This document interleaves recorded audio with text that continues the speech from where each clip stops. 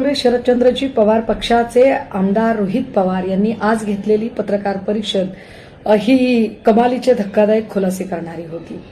या पत्रकार परिषदेमधून त्यांनी जे प्रश्न उपस्थित केले हे महाराष्ट्राच्या मनातले प्रश्न आहेत आणि महाराष्ट्राच्या मनातली ही शंका आहे की दादांचा घातपात झाला का। या निमित्ताने आम्हाला कुठल्याही व्यक्ती किंवा पक्ष याकडे कसलेही अंगुली निर्देश करायचे नाही।